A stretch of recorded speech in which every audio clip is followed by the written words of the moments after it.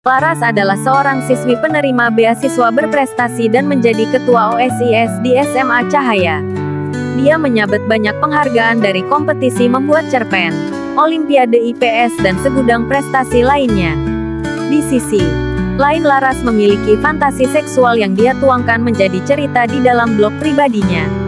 Dia menulis cerita dewasa yang terinspirasi dari teman sekolahnya sekaligus cowok yang dia sukai bernama David. Hampir setiap hari Laras selalu memperhatikan David yang merupakan bintang sepak bola. Dia pun terkenal memiliki banyak pengagum. Kursus online terbaik.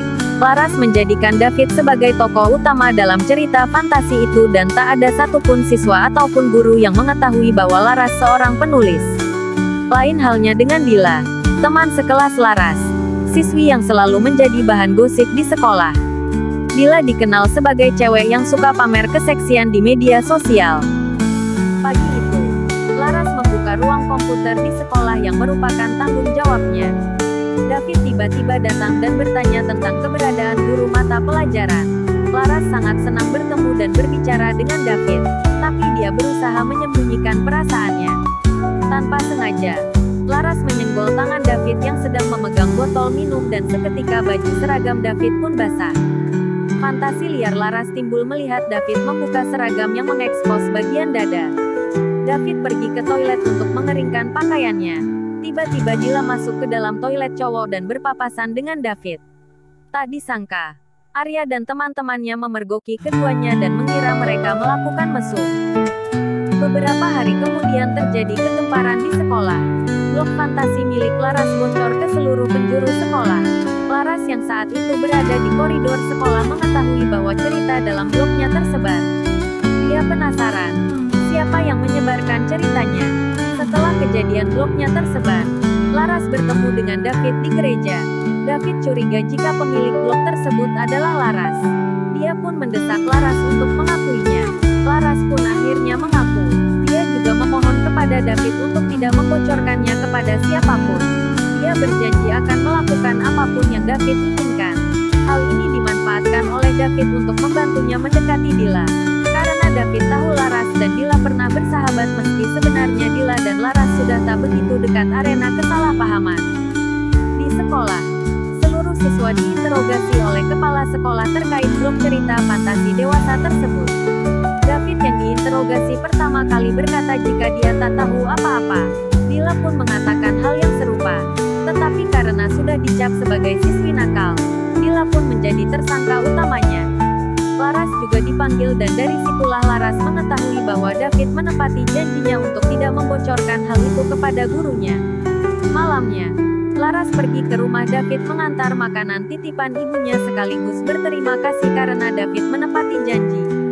Laras akan mengusahakan satu pertemuan antara David dan Dila. Hari-hari berikutnya, Laras berusaha mendekati Dila dan menjadi sahabatnya lagi. Laras berusaha menemui Dila di rumahnya dan meminta maaf jika ada salah. Tapi Dila merasa kecewa karena Laras tak sadar akan kesalahannya dulu. Perjuangan Laras terus berlanjut hingga akhirnya Laras setuju untuk membolos sekolah bersama Dila. Mereka berhenti di kolong jembatan dan membeli bakpao berdua. Mereka pulang ke rumah Laras. Ibu Laras sangat senang Dila datang karena sudah lama tak main ke rumah Laras lagi. Dila kemudian curhat mengapa dia menjauhi Laras. Selain karena kesibukan Laras menjadi ketua OSIS, tapi karena Laras tak membela Dila saat seluruh sekolah membulinya sebagai cewek murahan. Hari berikutnya, Laras mendekatkan David dengan Dila dengan belajar kelompok. Mereka kemudian pergi bersama ke akuarium. Laras merasa tak nyaman melihat kedekatan David dengan Dila. Dari sini terlihat Dila dan Laras bersaing untuk mendapatkan perhatian dari David. Esoknya di sekolah, Dila diskor 10 hari karena blog fantasi dewasa itu. Dila merasa terabaikan hingga ibunya menyalahkannya. Malamnya, saat kejuaraan sepak bola, David berhasil mencetak gol kemenangan untuk timnya. Tiba-tiba Dila muncul di tengah lapangan dan langsung mencium bibir David dan mengatakan bahwa mereka resmi pacaran. Sorak-sorai penonton memenuhi lapangan melihat tontonan gratis remaja berciuman. Laras yang menyaksikannya merasa sakit dan dia pun menangis di toilet sekolah. Di rumah, Ibu Laras mengatakan bahwa dia sudah mendaftarkan Laras untuk ikut retreat komisi remaja. Ibunya berkata bahwa David juga akan bergabung. Singkatnya, hari itu tiba. Dengan menaiki bus, Laras dan David menuju lokasi villa kegiatan. Laras bersikap acuh tak acuh terhadap David.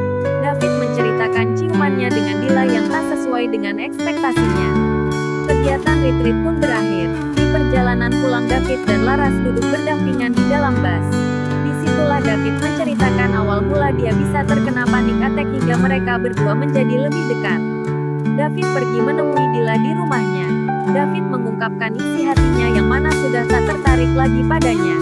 Dia meminta waktu kepada Dila untuk menyendiri. Beberapa saat kemudian David kembali masuk ke kamar karena ponselnya tertinggal. Dan di saat itulah Dila membaca pesan yang diketik Laras kepada David. Dila pun akhirnya menyadari bahwa Laraslah sang penulis blog. Keesokan harinya di sekolah terjadi kehebohan karena terungkapnya nama dan sosok penulis blog cerita dewasa tersebut. Seluruh siswa dan guru memandang rendah Laras. Laras marah terhadap Dila. Namun Dila yang lebih malu mempunyai sahabat seperti Laras. Kabar tersebut sampai juga ke telinga para jemaat gereja. Mereka memandang rendah Laras dan menghindarinya. Tak ada yang mau duduk bersebelahan dengan Laras dan ibunya. Hanya David yang bersedia menggenggam tangan Laras dan duduk di sampingnya. Laras merenungi diri dan mulai menata hati. Dia pun pergi ke rumah Dila untuk meminta maaf walaupun Dila menolaknya. Laras nekat memanjat pagar rumah Dila dan terjatuh. Dila yang melihatnya pun khawatir dan akhirnya mengajak Laras masuk ke rumahnya. Dia mengobati luka lecet di lutut Laras. Sebenarnya Dila tak tega tapi juga masih merasa kesal. Laras meminta Dila untuk mengantarkannya pulang. Laras dan Dila mengeluarkan unek-uneknya dan menangis bersama. Akhirnya terungkap bahwa sebenarnya Dila mencintai Laras bukan sebagai sahabat melainkan sebagai pasangan. Laras pun menangis mendengar hal itu. Dia bertekad akan menjadi teman Dila dan tak akan pernah meninggalkannya. Beberapa hari berlalu.